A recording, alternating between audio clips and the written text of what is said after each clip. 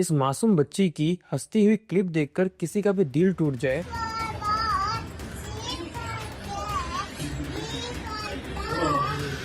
आज हम उसको एक वीडियो के थ्रू याद कर रहे हैं। इस छोटी सी मुस्कुराहट के पीछे ना कोई दिखावा है और ना ही कोई बुरा ख्याल, बस एक साफ दिल का बचपन है जिसे शायद खुद भी नहीं पता था कि ये दुनिया इतनी भी जालिम हो सकती है। इस 3 साल की मासूम बच्ची का आखिर क्या कसूर था कि इसे इतनी बुरी मौत मारा गया।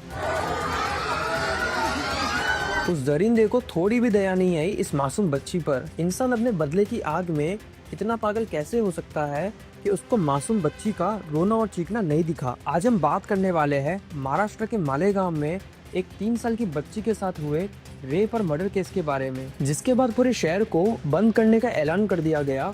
हजारों लोग सड़क पर आ गए और स्टेट मिनिस्टर को ग्राउंड पर उतरना पड़ा। सरकार से लेके अपोजिशन तक सबने स्टेटमेंट्स दिए, fast track court, death penalty, सब प्रोमिसेस किए गए। पर सवाल अब भी यही है कि क्या नेताओं की तरफ से ये सारे बयान पब्लिक का गुस्सा ठंडा करने के लिए है या फिर इस बच्ची को सच में इंसाफ मिल पाएगा। फाशी झालीच पाहिजे, आम्हाला न्याय मिळालाच पाहिजे।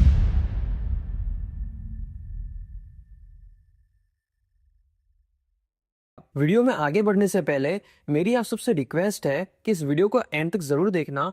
ये मैं इसीलिए नहीं कह रहा क्योंकि मैं अपनी वीडियो में रिटेंशन बढ़ाना चाहता हूँ, बल्कि मैं इसीलिए कह रहा हूँ क्योंकि मैं इस केस से ज्यादा लोगों में अवेयरनेस फैलाना चाहता हूँ। तो चलिए केस में आगे बढ़ते हैं। 16 नवंबर 2025 मालेगांव, नासिक डिस्ट्रिक्ट के डोंगराले विलेज में एक फैमिली रहती थी जिसमें एक 3 साल की बच्ची, उसके माँ बाप, उसकी 1 साल की छोटी बहन और दादा दादी रहते थे। उसकी मम्मी हाउसवाइफ थी और उसके पापा एक फोटोग्राफर थे। उस दिन इस बच्ची के पापा फोटोग्राफी के काम से बाहर गए हुए थे।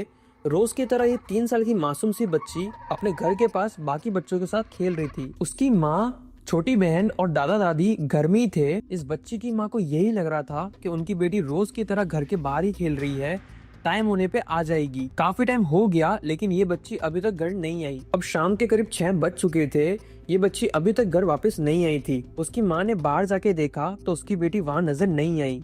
फिर उसने तुरंत ही उसके परिवार वालों को बताया कि उनकी बेटी बाहर नहीं दिख रही है, तो पूरा परिवार उसे ढूंढने लग जाता है। उन्होंने सबसे पहले इस बच्ची को पूरे गांव में ढूंढा तो उन्हें पता चला कि जितने भी बच्चे उसके साथ में खेल रहे थे वो अपने अपने घर जा चुके थे। लेकिन जब वो कहीं भी नहीं मिली तो अराउंड 7 बजे के आसपास उसके परिवार वालों ने पुलिस को इन्फॉर्म कर दिया। पुलिस तुरंत डूंगरले गांव पहुंची और इन्वेस्टिगेशन शुरू कर देती है।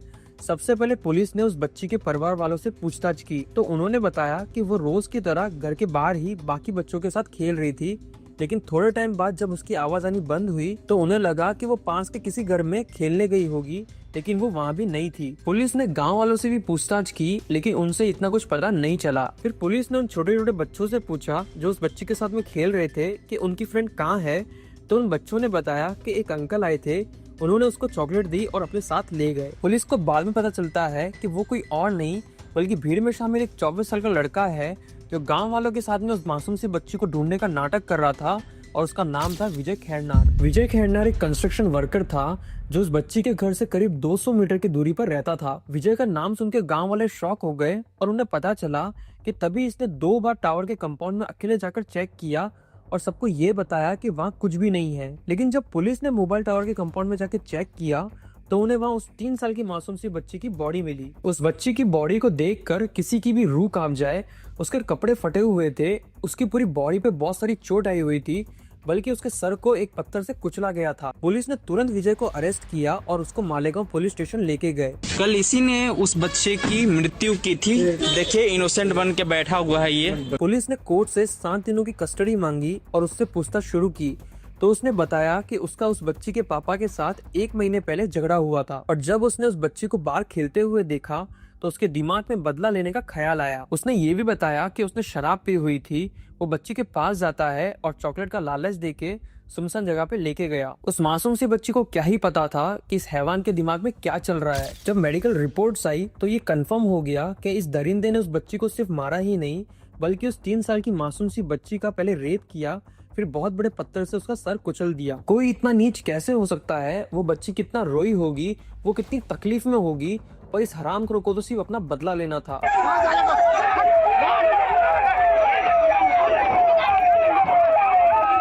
स्कूल्स बंद थी और सब सड़कों पे उतर गए थे।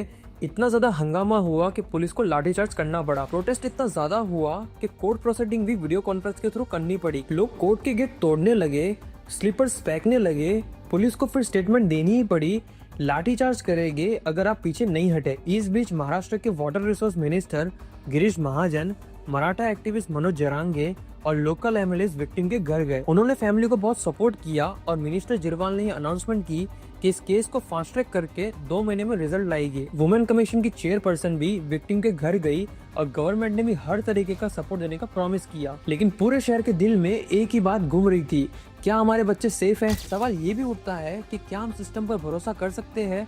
आज से पहले ऐसे क्राइम बहुत सारे हुए हैं, पर कोर्ट ने आज तक ऐसा कोई भी डिसीजन नहीं लिया है जिससे कोई भी इंसान ऐसा क्राइम करने से पहले 100 बार सोचे। क्या इस बच्ची को इंसाफ मिलेगा या फिर ये केस भी एक फाइल बन के रह जाएगा? ये केस सिर्फ उस बच्चे के माँ बाप के लिए नहीं है, बल्कि हर माँ बाप के लिए एक वार्निंग है। आप सबको क्या लगता है, क्या डेथ पेनल्टी सही सजा है या इससे भी दर्दनाक सजा इस दरिंदे को मिलनी चाहिए? आपकी सिटी में भी ऐसे क्राइम हो तो सोसाइटी क्या करेगी?